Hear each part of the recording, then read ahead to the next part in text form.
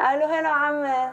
هلا فدوى، شلونك امي؟ الحمد لله، انتو شلونكم؟ نحمد الله. فدوى عمرك شلونك بعد حبيبي؟ والله الحمد لله، قعدنا شبنا النوم. لا انا سمعت يقولون سامية كان انقوم فيك على انا نايمة.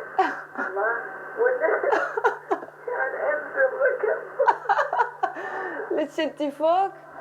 كنت فوق بعدين وجيت ركب على التليفون. اي والله. زين، وبالاكل وبالماي وكل شيء عندكم؟ والله اي عندنا يعني نتصرف ماي نسوي ناخذ احتياطي يعني. الحمد لله. ايش وقت تجي؟ بغداد؟ هسه وقت اجي بغداد. والله بغداد انت ورده. اي ان شاء الله تجين ونشوفيها كلش حلوه. No doubt, he will play a last-minute game of deception. The game is over.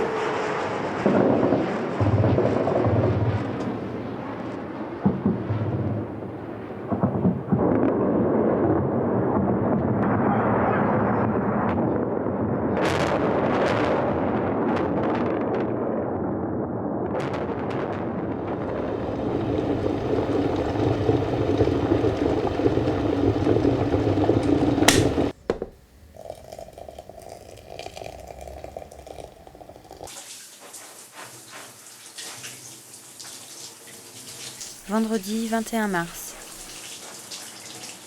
Cette nuit, elle est revenue. Je n'ai pas veillé pour l'accueillir. C'est une vieille connaissance qui va et qui vient.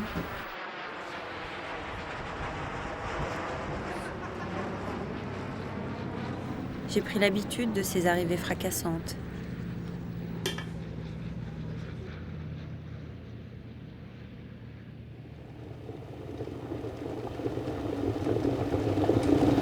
Mercredi 26 mars. Reprendre les travaux de la salle de bain.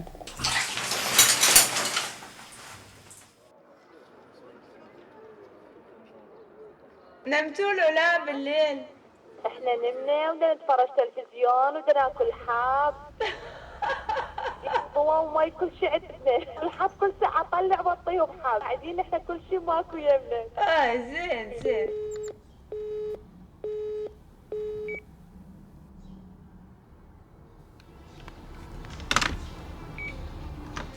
Hind est déjà collée à la télé. C'est sa stratégie à elle pour cohabiter avec la guerre. Oncle Aqil fume clope sur clope. Bilal passe ses nuits sur la terrasse. Il regarde les bombes tomber en centre-ville. Moi, j'écoute Fayrouz.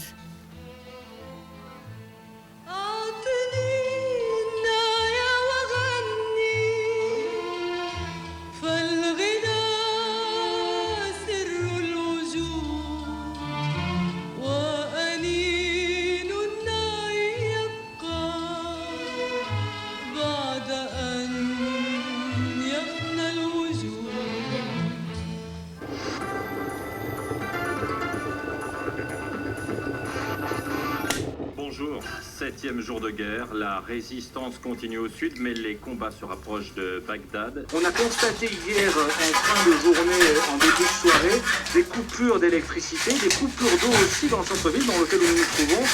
Signe que les infrastructures vitales de la capitale ont été touchées. Signe également que la pression monte ici à Bagdad.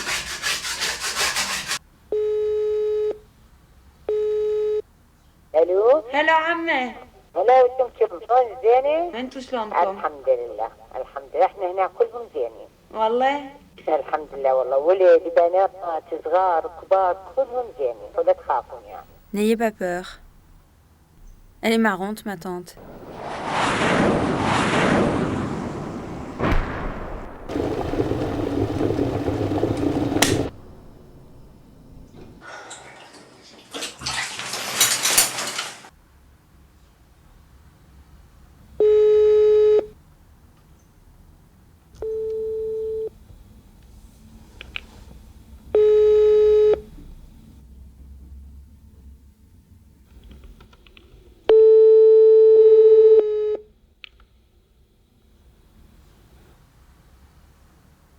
Non contente de mettre le souk, la guerre s'amuse aussi à couper le fil du téléphone.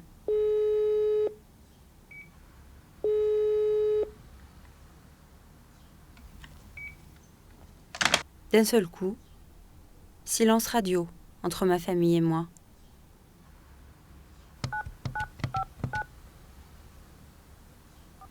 Le numéro que vous demandez n'est pas attribué. Veuillez consulter.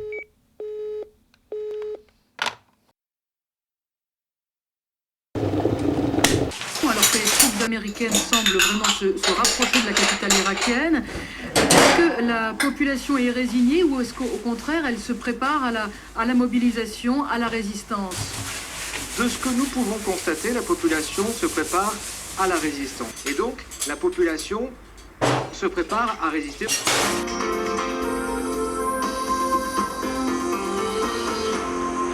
Il est 9h30, le journal Didier Charpin. Le retentissement des sirènes, les missiles irakiens et les répliques de la DCA irakienne, Bagdad a revécu des scènes de guerre cette nuit. Le numéro que vous demandez n'est pas attribué.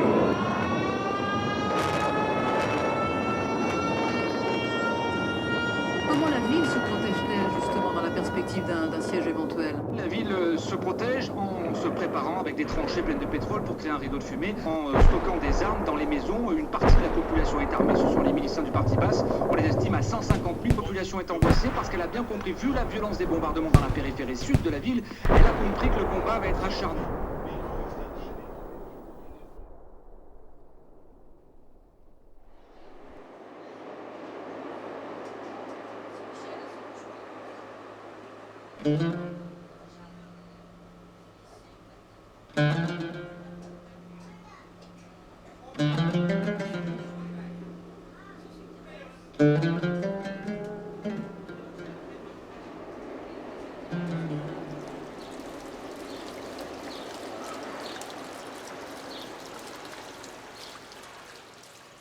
Je m'échappe du vacarme des bombes.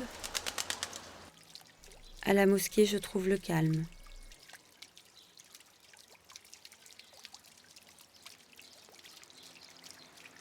Il paraît que Bagdad est vide, que les gens se terrent chez eux.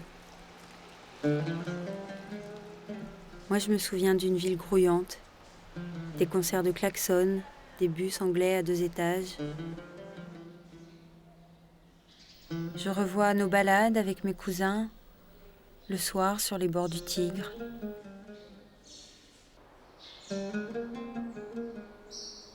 Comment réagissent-ils à l'entrée des Américains dans Bagdad ?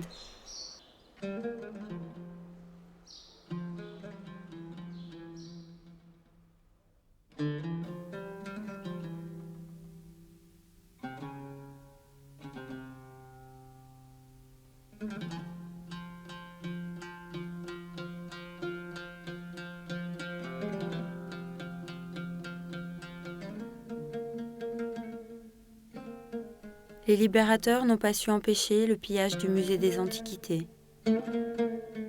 Au Louvre, je retrouve l'intendant en pierre, aux yeux de lapis lazuli, les grands taureaux ailés.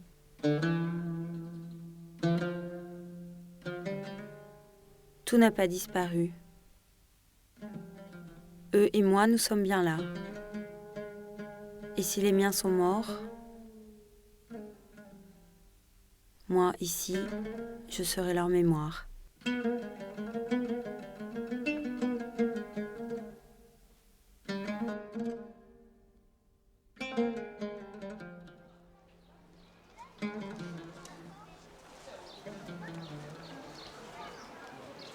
Jeudi 29 mai. Les travaux de la salle de bain sont bientôt terminés. La guerre tarde à plier bagages, mais les bombes ne tombent plus.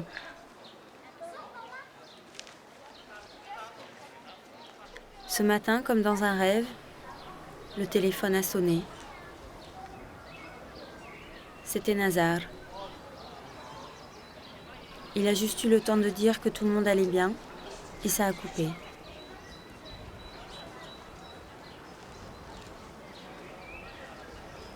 Ils sont vivants. Pour le moment, c'est tout ce qui m'importe. Je les rappellerai demain.